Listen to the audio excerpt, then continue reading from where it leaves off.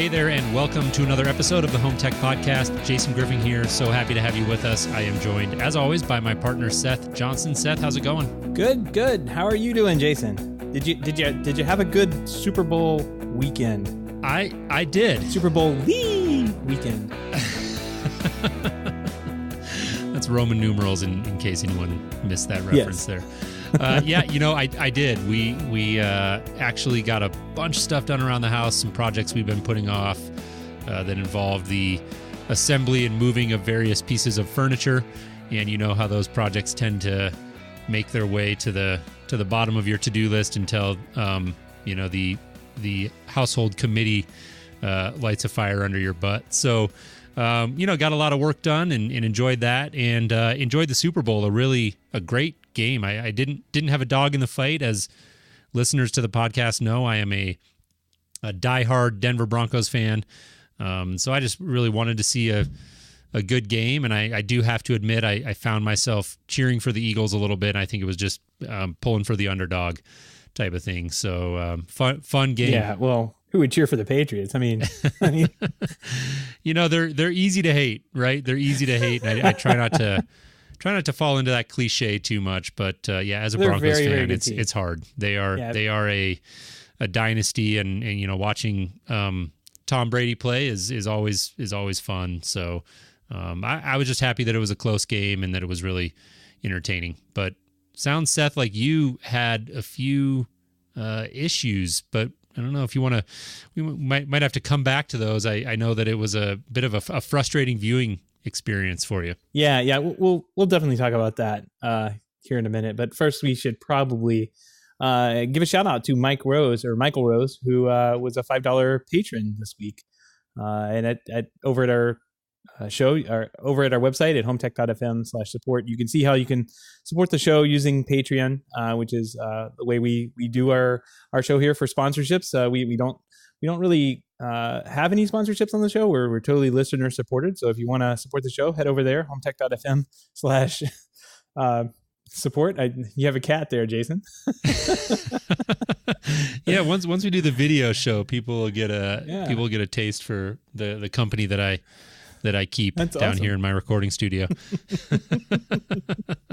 Was not expecting doesn't really translate to audio. No, not at all. But yeah, I'll jump in there. I do want to echo what you said and thank Michael sincerely for the generous contribution. And if you're listening and you're not really familiar with that program or want to learn more about it, you can head on over to HomeTech.fm/support. Once again, that's HomeTech.fm/support. And that's a way that you can contribute to our efforts here at the podcast for as little as $1 a month. We've got a whole bunch of people that have come on board and contributed, and we really appreciate it. It means a whole lot to us, and we'd welcome your contribution again for as little as $1 a month. Even at that $1 level, we'll send you an invite to our private Slack channel, the Hub, which I always like to mention is a nice bonus. At that $1 a month level, you get access to that room and community, and it's a really great community and a lot of great conversation going on in there on a daily basis. Absolutely. And if you can't support the show financially, we do appreciate any reviews you can leave for us on the Apple, Apple Podcast store thing that they have now. Reviews go whatever they're calling it these days. The app is awful. So if you want to listen to the show using a better app, there are a number of them over at our website too. If you go to HomeTech.fm, look on the right hand side. There's a bunch of little how to listen links to other apps. If anybody listens to one that's not on there and I can get a little cool icon to put there, I will do it, because the Apple podcast app just keeps getting worse and worse, I think. So better podcast apps everywhere besides that one. But all of them get their data from Apple, so ratings are definitely appreciated over at the Apple podcast app. Yeah, definitely. Well, Seth, just going to be you and me this evening. No guests lined up. Do have a number of big news stories we're going to talk about and quite a bit going on. Want to start out actually with a great picture of the week, Seth. Again, my hat's off to you. I know I've told you this before. You've been doing a great job rounding these up every week, and I think this week is a gem. like every week. And so we'll encourage listeners to head on over to the website, HomeTech.fm/198, and we'll also go ahead and post that in our live chat room like we typically do. I'll do my best. I'll do my best here. This looks like it was taken in I don't know, maybe like a dance studio where like you take your kids to like a dance lesson or something like that.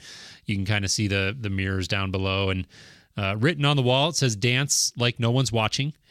And then just about 2 feet above that, you have a camera mounted to the wall. And you just have to wonder if, I'm assuming the writing was on the wall before the camera was installed. And you just have to wonder if the person installing that camera recognized the irony there. There's a lot of questions that come up with this picture, but yeah, I mean, it could have been before or after. Very, very interesting. Very, very interesting picture. I got a good laugh when I saw it. There was actually a tweet from Ash Warner that had that picture attached, and all he had on his tweet was "yes, but." And I just thought it was hilarious. That's perfect. So yeah, that's funny. Good picture. That's funny. Well, let's jump in here. Actually, before we do, one more little housekeeping thing. I meant to mention this at the outset. We also want to encourage people to head on over. A bunch of these stories that we're going to be talking about on this week's show, and as we do every week, Seth, you and I spend a whole bunch of time scanning a ton of different feeds on the internet and forums and various email newsletters that we follow, and we're combing through a lot of content online and pulling out the relevant stories. And one of the things that we've decided to start doing is sending out a weekly newsletter. Typically, those go out every Sunday. And it's a Home Tech Top 5, and we just pick, 5 of the most important stories and round those up into a newsletter and send that out. So a great way just to get caught up if you haven't been following the news for the week and just want to get a quick snapshot, and have been having a lot of fun putting that together. We definitely mix it up, and we tend to include some things on there that we don't necessarily feel like we want to dive into on the show. So we'd encourage people to go check that out. Just head over to HomeTech.fm and look for the subscribe button there on the right-hand side. Yep. I always enjoy getting those, usually on Saturdays, or it's over the weekend. I get those in the inbox. I'm like, oh, yeah, here's a couple of stories I know we talked about, but Jason, you do a deep dive into, or a deeper dive into them by a couple of sentences on each. And I'm like, oh, yeah, that's pretty cool. So it's good to see HomeTech.fm, and look on the right-hand side there. It's definitely a way to subscribe on most of the pages we have. Well, Jason, let's talk about the cutting of the cord and the Super Bowl versus the Super Bowl. I had an interesting experience. First off, I thought of you almost instantly when the Super Bowl came on, and the entire front half of it was supported by YouTube TV, who did a little launch advertising campaign there. Right. Yeah.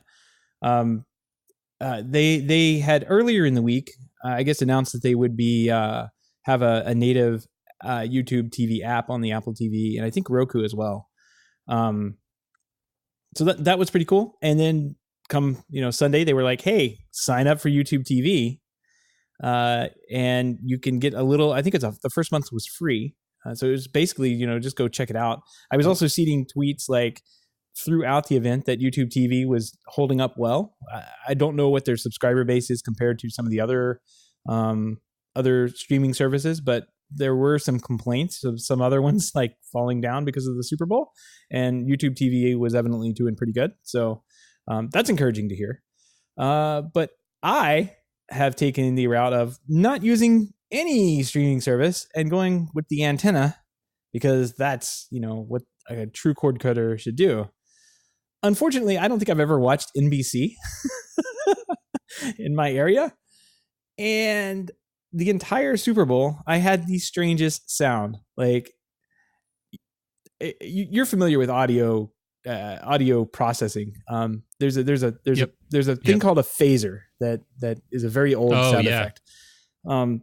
It sounded like the entire time that I had a phaser running through my audio, with the frequency just kind of going up and then starting low and going back up again. Yeah. So every time the audience clapped or applauded, I'd have this weird phase, this weird sound that would come out of the speakers.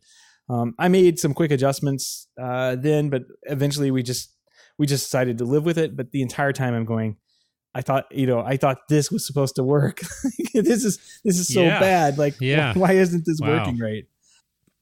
Yeah, it surprises me actually, because when you and I were, you teased this to me a little bit before we started recording tonight, and I was thinking to myself, and I figured we'd save it for on air and we'd talk about it here, but I was thinking to myself, well, why weren't you just using an antenna? Because you think about cord cutting and all of the different apps and everything, and the antenna feels like the safety net, right? Like that is just the most bulletproof, sort of reliable thing that as a cord cutter you can sort of just count on that working. And so that is really interesting to hear.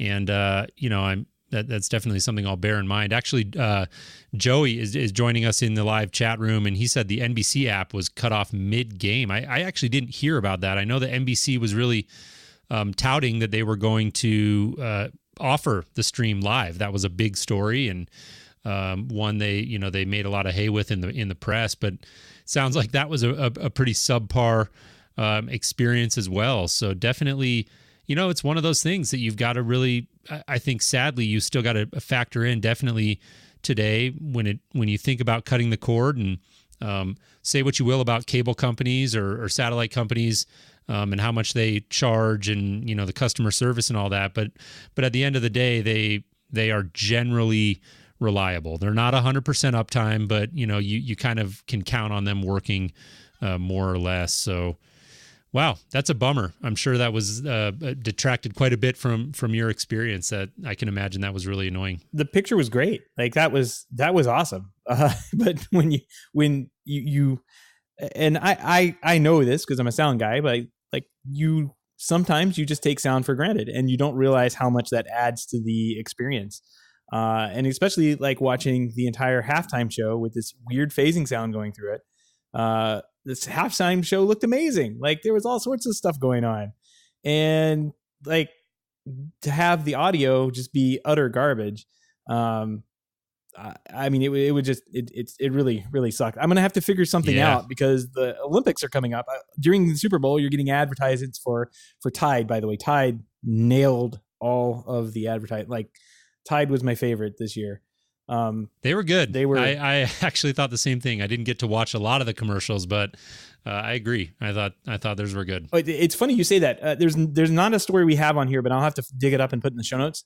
TiVo, as a kind of a joke, came out right before the Super Bowl and said they were introducing a game skip feature for their DVRs, and you could actually skip the entire game and just watch the commercials using one button on their remote. That's funny.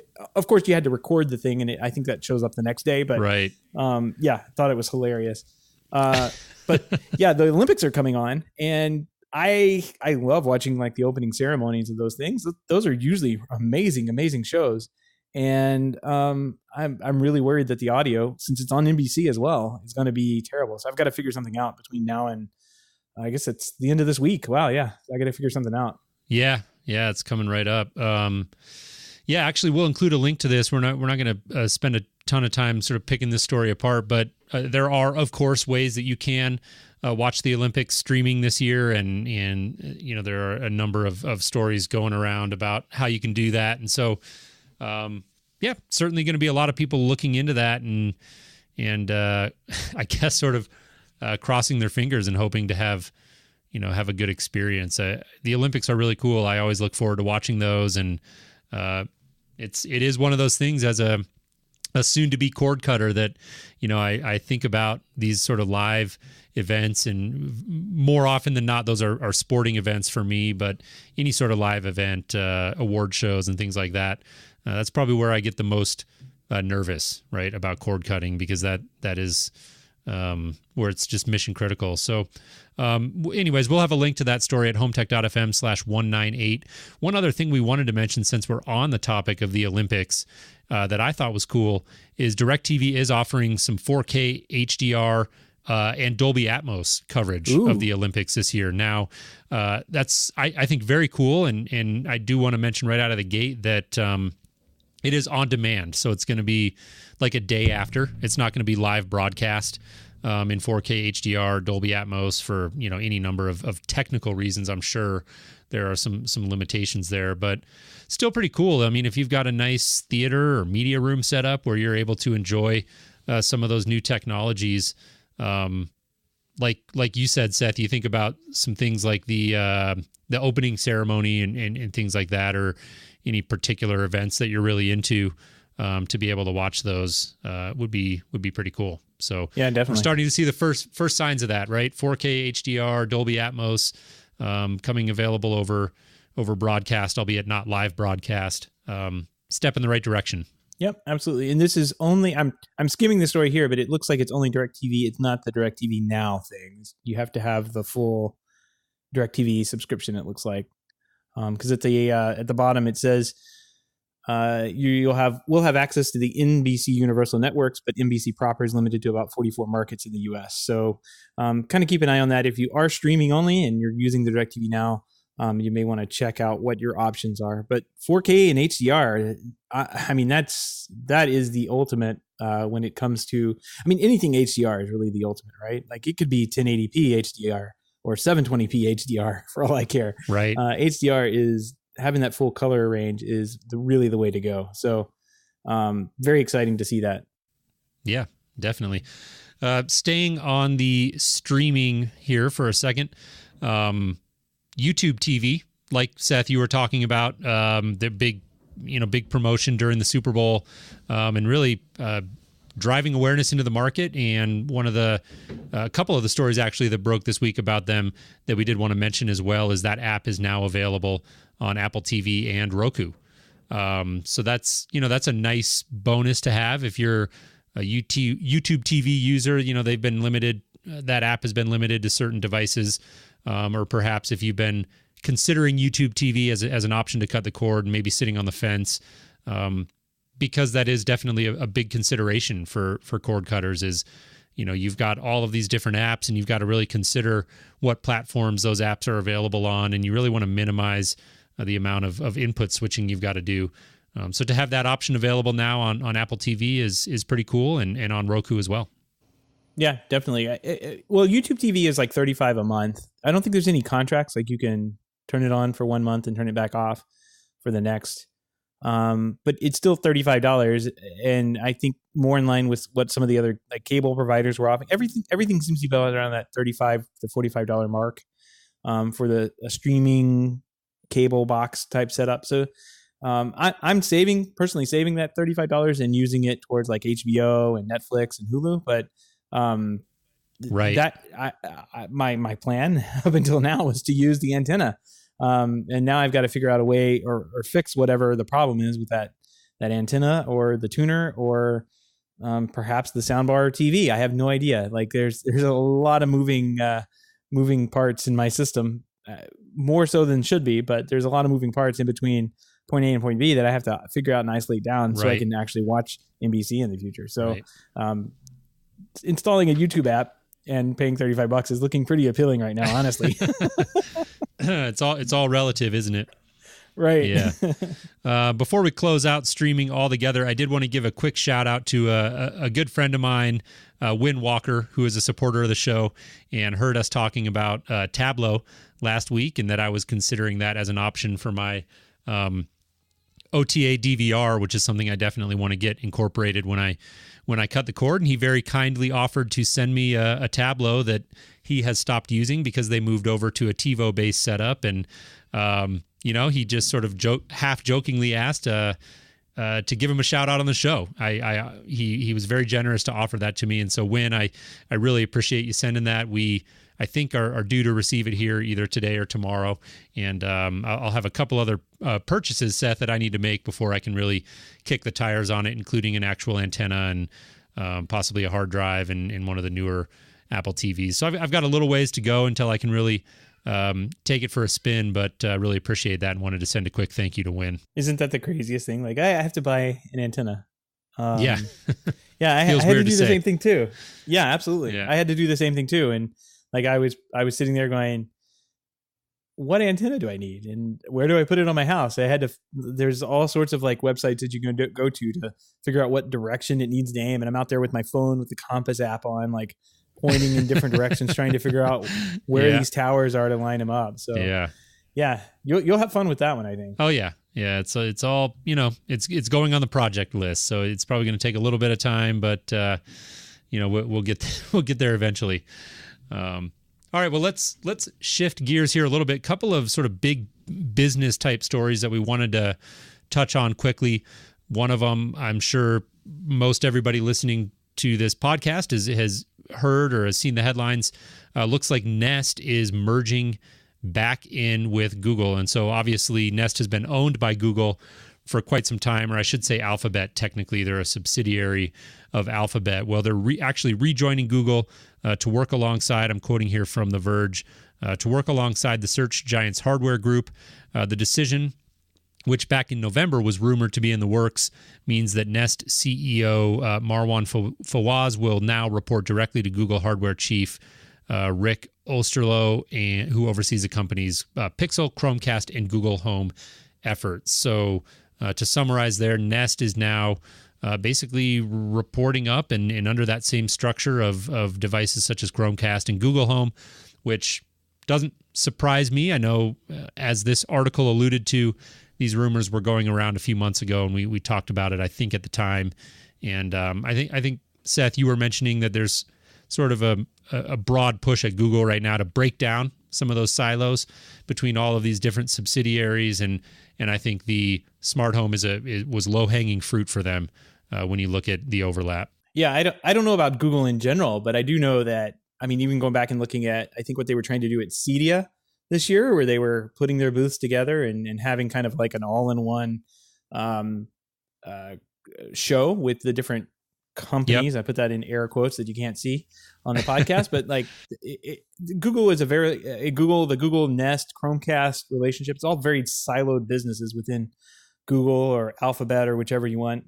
And man, so I was kind of like joking before the podcast that, we've been waiting for Nest to do something for 3 years, but Google bought Nest 4 years ago, 4 solid years ago. Yeah. It's crazy. And, so, I mean, this, yay for Google and Nest finally getting together 4 years after doing a $3 billion transaction. Really happy for you guys. I hope something comes out of this for the next 4 years. No, I'm with you.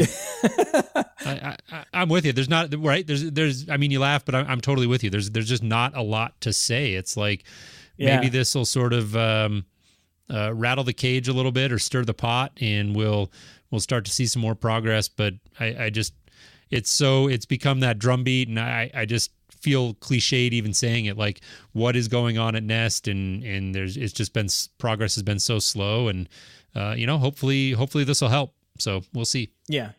Their security offering that they came out with looks pretty interesting, and it is kind of competitive. It's still a very premium product, but I think breaking down those walls between the Chromecast teams, like everybody that is doing home technology, even the Wi-Fi team, I think that's the other one that I'm thinking of.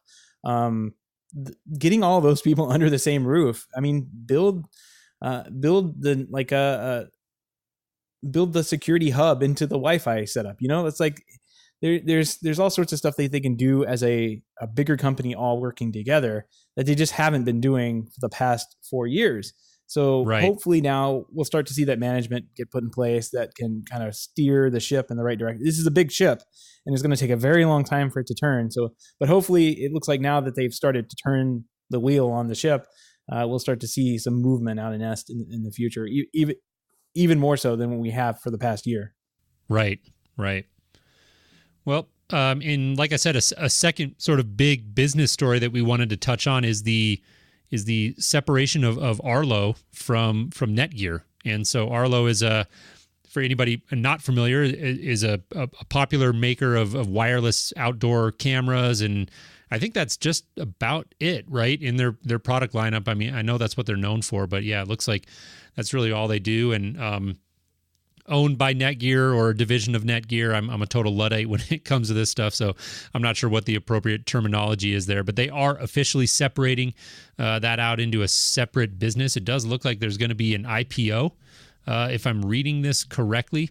So reading from a press release on the Netgear website, it says the separation is expected to be effected through an IPO of newly issued shares of the common stock of Arlo Technologies, which will hold the Arlo business. So spinning that out into its own business. And it sounds like Arlo has seen a lot of success. I haven't been following the company closely, to be candid, but it does sound like they're getting a lot of traction, and perhaps this is a good move to let that company sort of stand on its own two legs and get out there and innovate a little bit and push the envelope and see what else they can do with some of that momentum.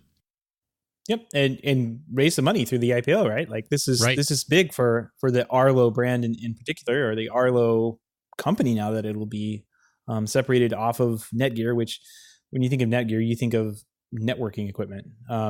So I think this is really great for Arlo. I think this could be a bigger story later on down the road. Same thing in this. Another thing in this this press release that I did not notice, but I do notice now, is that it expects Matthew McRae to serve as Arlo's CEO upon completion of the IPO.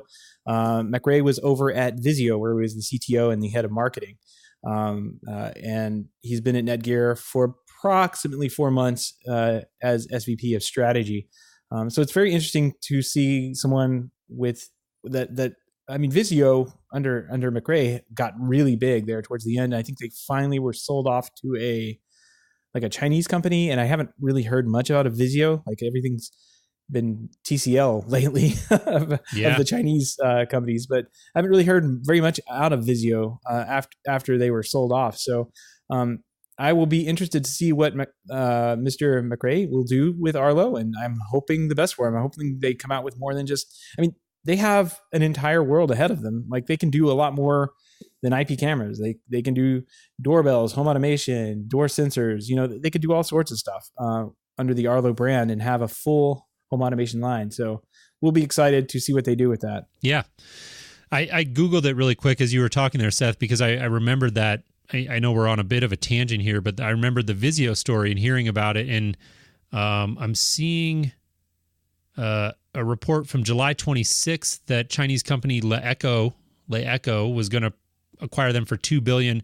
But then a story from April of 2017 where the acquisition was called off. And so that's what seem to remember, is that that's where that story was left. And, who knows where that left the company, or like you said, I haven't heard a whole lot from them, but anyways, just a minor sort of a point of correction there. But I agree with you. I think it could be a great thing for Arlo, and it just, my initial reaction is it's surprising to hear about an IPO from a company that is kind of, I would still say, is a relative newcomer and has a fairly limited product base, but they surely have studied it, made their projections, and are making an educated bet here. And so we'll be really interested to see how that goes. But speaking of public companies, Control4, we wanted to touch on CA1 automation controller, a new controller released by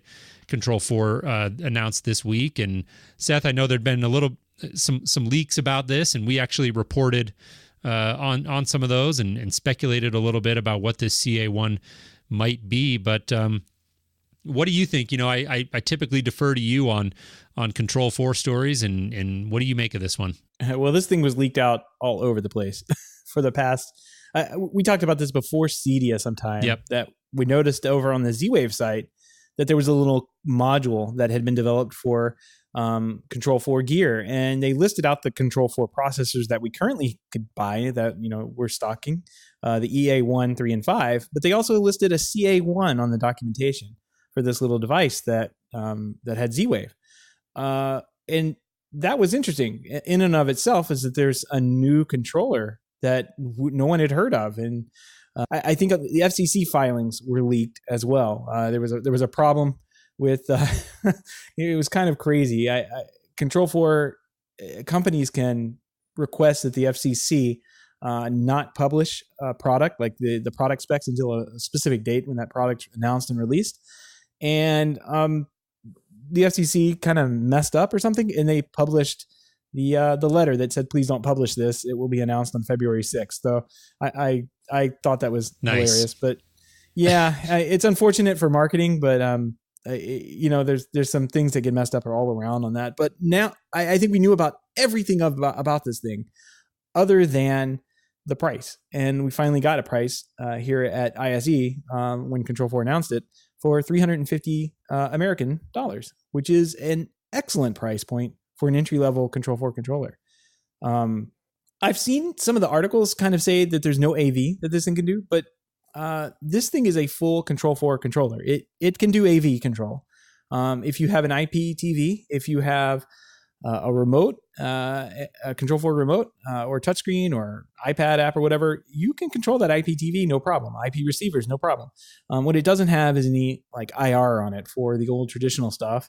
It doesn't have any audio outputs or the HDMI for on screen. So take all that stuff away and you've got this nice little tiny entry level controller that can be used for just about anything. But I think it really works in system design for like putting it in and installing lighting control, shading, security integration, totally that kind of thing. For $350, it's going to be a no-brainer for a lot of builders out there to include this product in every single job that they have and just sell their house as a fully automated Control 4 house. I mean, it's a great price point, I think. I'm trying to think what their EA1, I think this is like half the price of the EA1 or a little bit more than half the price of the EA1, which is their previous entry-level controller. Yeah, I'm looking in the CE Pro story right now. It says about the only thing it doesn't have is the EA's slightly higher price tag, which starts at $600, but includes a handheld remote, right? Like the EA1, I think the $600. That's probably the $600 price point for the EA1 also comes with a remote. I think this is a great addition. I think this is really great for consumers. It does sound like they're sort of targeting production builders, MDU markets, very simple, perhaps very simple single family homes.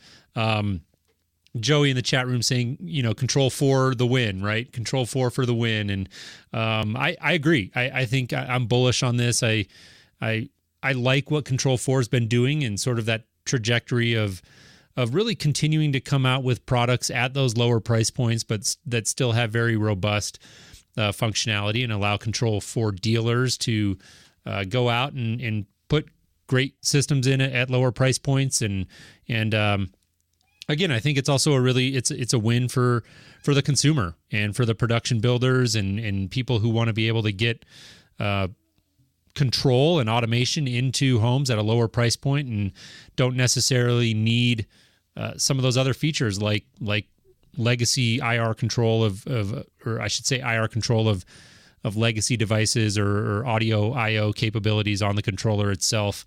This is a nice little product. So my hat's off to Control 4 and I think it well done. Hopefully it performs and does everything that it's purporting to do, and I have no reason to believe it won't. Yep. There's a couple of questions flowing by there in the chat room about if there's any interface to this, and you can use any mobile interface or touchscreen. And I can see, like you just mentioned, MDU. I had a couple of projects that, I mean, as a package, we could pop one of these in with a Control 4 touchscreen that's out on the wall, do some lighting control, do some shading control, and have some basic audio done, with some other systems. Like they have the Triad one, they have you could integrate Sonos if you wanted, and call it a day. They walk away from the project and the basic controller is already in there. There's not much more you need to do other than maybe sell TVs or hook up the client's TVs and the touchscreen exists on the wall to control the lights and all that good stuff. So, I mean, this is a big win, I think, for Control 4. I know they had a Control 4 OS update too that enabled some advanced features on some of their touchscreens.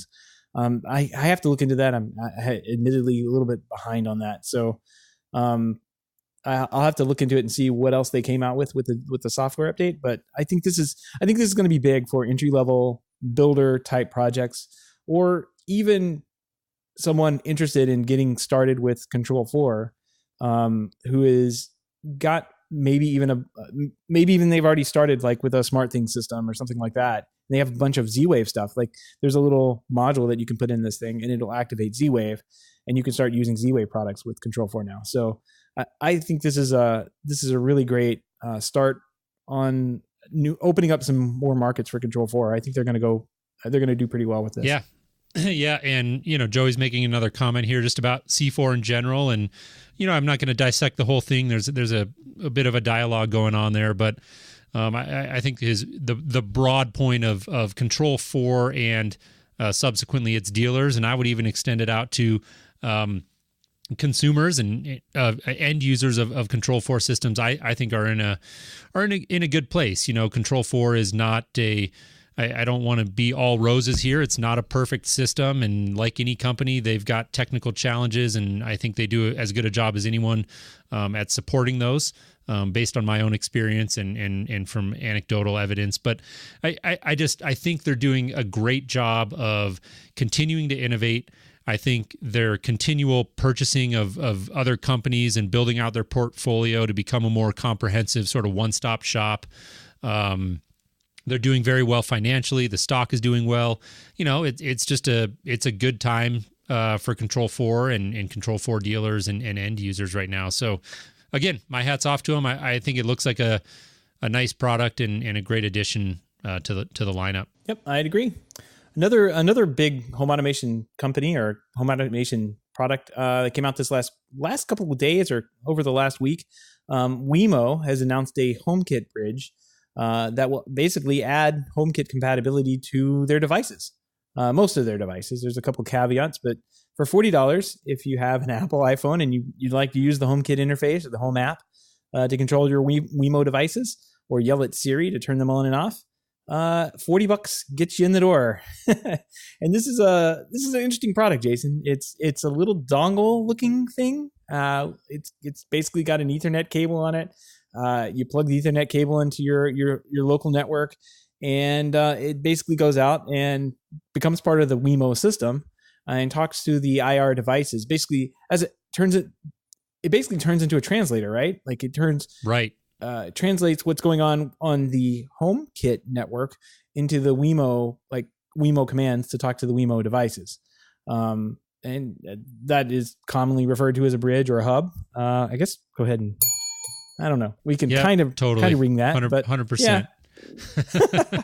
It's been too long. If for no other reason, it's just been too long since we rang the bell. So, right. So, glad to see this. A lot of Wemo fans are out there. I know that we talked to them very early on in our show, and I'm just glad to see that they're finally getting on board with HomeKit. I know that it's finally happening. It seems like there's a lot more companies that are coming out with HomeKit integrations every day. Yeah, it's great. It is definitely a win. It's a good time to be in the smart home in general. We've been saying that for a few years now, and really do believe that. Just the amount of innovation and lowering of price points and increased just ease of approach, right? I think that's one of the overriding themes of HomeKit that we've talked about, and for as long as it took them to really get that off the ground, and it's still been, I would say, sort of a slow and steady approach from them.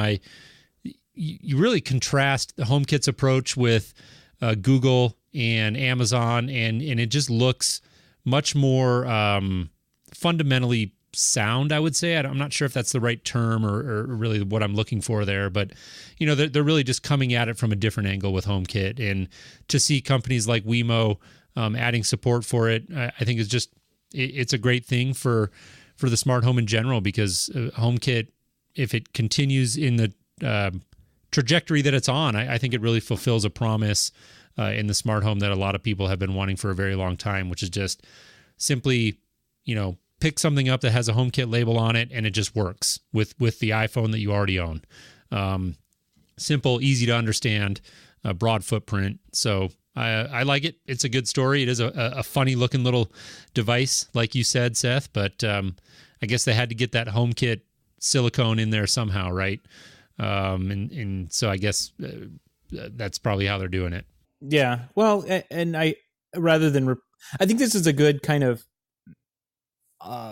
thing that they were able to do. I want to say that that Wemo did this, or Belkin did this, or whoever, but Apple would have to be the final approver of all this. So I'm glad that Apple approved this type of device too, because this allows this device to talk to other devices that are already set up in the house. You don't have to go out and buy new Wemo switches and plugs. Like those existing ones that you have still work the same way that they worked before. They still integrate with Google Assistant, Amazon, Alexa. But right now, if you wanted to integrate with HomeKit, you go buy this $40 hub that has the magical Apple Magic put inside of it, and it'll work. And I think that's great. You don't need to replace everything in your house to get this kind of update, which is what we saw from other companies earlier on, like Ecobee. Remember, there was like 2 versions of the thermostat that they had, one with the HomeKit silicone and one without. They did it fairly quickly, all in the same time. I think you have the one that has that doesn't have HomeKit, and I have the one that doesn't. They look exactly the same way. Like it's the same looking product, but for whatever reason, it was just like bad timing for HomeKit and Ecobee's hardware cycles that just didn't line up. So this is a much better solution to go ahead and put these kind of hubs in and just plug them into the Ethernet or hardwire Ethernet network, or get them online somehow and have them work this way. I think this is a great thing for Wemo. Definitely. Well, Seth, very last story here that we want to touch on. End of an era. I think you may need to tee up some sad music here in post production. Best Buy has announced that they will stop selling CDs starting July 1st, which is not very far away when you think about it. That's less than 6 months from now, and that's a pretty big. When I read this story, the very first thing that I thought about was walking into a Best Buy when I was like, I don't know, 16, 17 years old, and just how much of that floor space was consumed by CDs. Do you remember that? I mean, that was like 60, 70% of the floor space, all in the center of Best Buy was CDs. I got to show you something. No one else has video here, but here we go. Seth has got a surprise. You see this box, Jason? Oh, I've got multiple. I've got multiple CDs of those. I don't know what to do with them. You sort of get this like emotional connection to them, right? It's funny, but it really is. It just is a landmark moment, I would say. Sort of the death of physical media. You just have to wonder if how much longer DVDs can hold on. Well, yeah. I mean, not very much longer with the streaming services taking over. There's not much left in DVDs and Blu-rays. I think for the people who really want to have like the super high quality media, HDR, the super 4K Blu-rays, I think that stuff's going to exist for a little bit longer for that type of thing, because it's still kind of hard to do that streaming. But for sure, I mean, what's funny is I'm going to like Walmart or Target and looking in like those $5 bins of Blu-rays and pulling out like really good movies that are on Blu-ray. I picked up Ben-Hur the other day. I picked up a Iron Giant on Blu-ray, which I already had on DVD, but I'm like, for $5, I'm going to go ahead and I'm going to take this. I'm going to rip it. I'm going to put it on my server and then we'll watch it. I mean, it's been great. And then I'm going to throw the disc in the trash. Pretty much. Yeah, it's funny. It's times are changing. Here's the real question. Do CDs become popular with hipsters? Yeah, well, I guess they've still got vinyl, right? Right. In what, like 20 or 30 years, people will be like breaking out their CD. I'm laughing because I remember there was all these like snake oil type products that had like for CDs, like salves you can rub on the CD to make the optical transfer better from the laser, and like little solid I don't know what they were, but they were like little blocks of wood and some kind of metal that you could set underneath your fancy CD player to limit the vibrations coming from the speakers, because of course the vibrations messed with the audio components inside. And I'm thinking like in 40 or 50 years, we'll probably have, like CD listening rooms where people find these vintage CDs and sit down and, go through the old tea ceremony and listen to some good old optical tracks. Yeah, going back here, Joey's talking about the skip protection feature, and oh man, CDs were They were great though. You compare that to the experience of cassette tapes, and it was just this huge improvement. And so it's just really crazy to think about the way people are consuming media and how much that's changing. And I really think, we've talked much more about it, I would say, on the show in the last year in terms of video. We've talked quite a bit about streaming video services and how that whole environment is changing. But I think you zoom out one level and you look at a story like this, and it's really a broader story about the consumption of media in general. And, moving from ownership to subscription models and things of that nature, I think is really it's just a fascinating trend in technology, in my opinion. Incidentally, one other thing I wanted to add before we move off of this story is Target appears to be on the same trajectory, according to this story from Engadget. So it says they reportedly want to switch from paying for all music CDs and DVDs they receive and then shipping back whatever they don't sell. And now they're reportedly putting pressure on their vendors to where they only want to pay for the discs that they actually sell. So that appears to be a move, away from traditional models, and would certainly suggest that they're not super excited about the prospect of continuing to sell CDs and DVDs indefinitely. So we'll keep an eye on that. And like Seth, you said the term before we hit record tonight, it really does feel like the end of an era. I'm a little bit nostalgic. Yeah, I remember working in Circuit City and having like the entire middle part of the store dedicated towards CDs mostly, and there were DVDs in there as well, but mostly CD sales were just racks and racks of CDs, and you could go in, like there were little players that you could go and press a button and put some headphones on and listen to something. Yep. I mean, it was a pretty amazing thing. And now I go to Best Buy and they're getting rid of them, but like if you go in there now, the entire middle part of the store has smart home stuff in it. There are those drones that are in there, and you have to go all the way into the back corner of the store, like where nobody really wants to go, to find the CDs. Was pretty interesting. Will be an interesting day if you walk into the store one day and there's no CDs left. That's right.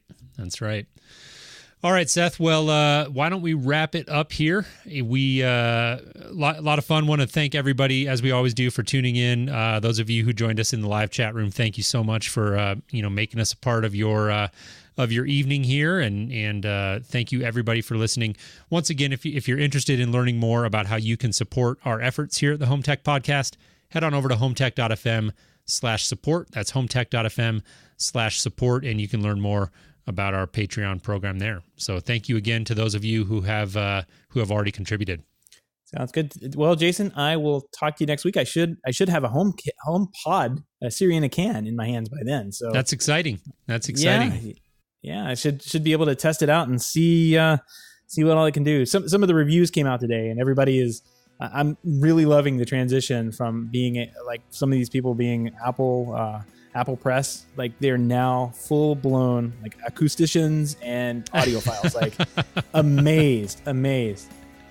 Yeah, no, it's great. I've been reading those and have been reserving comment on the air for when you get yours. I really do. I look forward to you receiving that and hearing what your experience is like. And I know that I speak for the others listening that we look forward to your thoughts on that. Yep. I can't wait to get it, and I can't wait to just set it up against some of the stuff that I already have, and like to see how it compares. Because really, at the end of the day, I'm sure it's a great speaker. I'm sure they've done a good job at it, but at the end of the day, it's got to compare. It's got to be better than what I have for me to even want to keep it. So right. We'll see where it goes. All right. Well, we look forward to hearing about it. Thanks everybody again for listening, and we will talk to you next week. Sounds good. Talk to you next week.